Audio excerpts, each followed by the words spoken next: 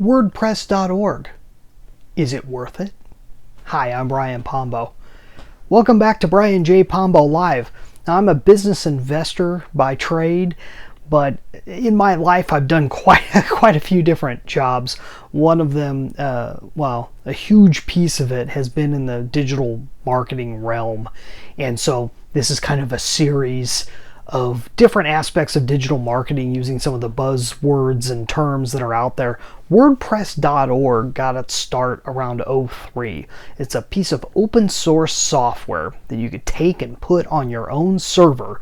So it's not something that you log into on somebody else's spot. It's a spot that you own or you're renting from somebody else so that you've got your own piece. That's what WordPress.org is. Now, this is different from WordPress.com. WordPress.com is the version that I believe came after.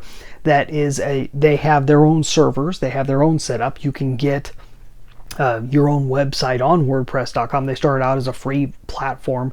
There were so many when they started, all these free platforms out there that you could start a website on.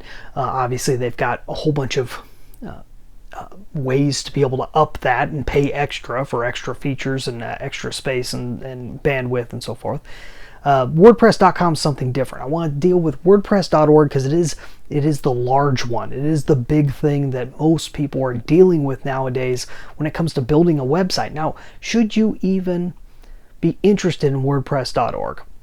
There's good sides and bad sides to it. The good side about it is it's rather ubiquitous, I guess you should say. It's everywhere. WordPress is everywhere, and nearly every person that's worked in building websites has worked with WordPress in one time or another. They either love or they hate it, or they at least know how to deal with it to some extent.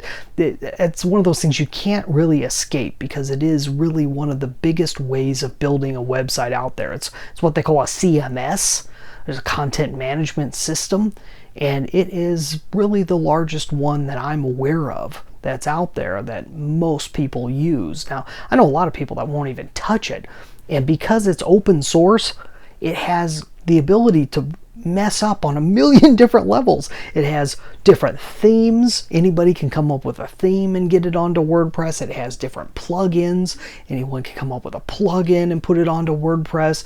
And so you have that, and when you have all these things competing with each other, even if they're all from decent companies, if they do things that contradict with the other thing, it messes up your website. If one comes up with an update before the other one comes up with an update, before WordPress.org comes up with an update, the whole thing can fall apart. So these are all things that have to be watched real closely. So you got to have people that know what they're doing when you are running a WordPress website. I started out, when I started building WordPress websites, it was at a time where we were looking to build websites very quickly, very straightforward. I was working, I believe at the time, my first time playing with WordPress was working on building websites for local businesses. And so we had templates that we could plug and play, add their logo, add this, add that people just needed a website. And so WordPress was the easiest, quickest, fastest way to be able to do that, and most reliable at that time. Since then, there's a lot of other options. Before you focus too much on whether you should be using WordPress or not, if you're starting from scratch, you ought to have somebody you can trust in terms of a webmaster, in terms of somebody that has some direction on this type of thing, and somebody that you know is going to be with you for a while, someone you can trust. If you've got someone you can trust, then don't worry about it. Let them go with whatever CMS or whatever basis of website, as long as it looks the way you want and does what you want it to do. That's the important thing when it comes to building a website. Besides that, WordPress can do anything. You can make it pretty much do anything you want it to, as long as you've got the right people on hand or you're willing to go out and find the right people to make that happen. The funny thing about WordPress is, though, it's also helpful in a situation where you don't have that trusted person.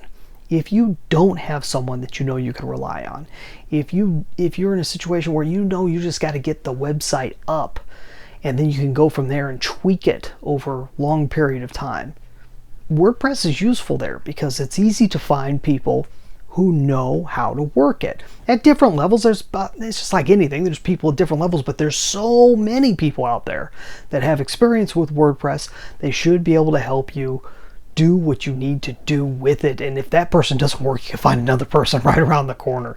So like I said, the ubiquitous idea, the idea that it's everywhere, is helpful for that end of it. Like I said, on the other end, it can be quirky, it can be troublesome if people don't know what they're doing or they're not really careful with updates and things of that sort.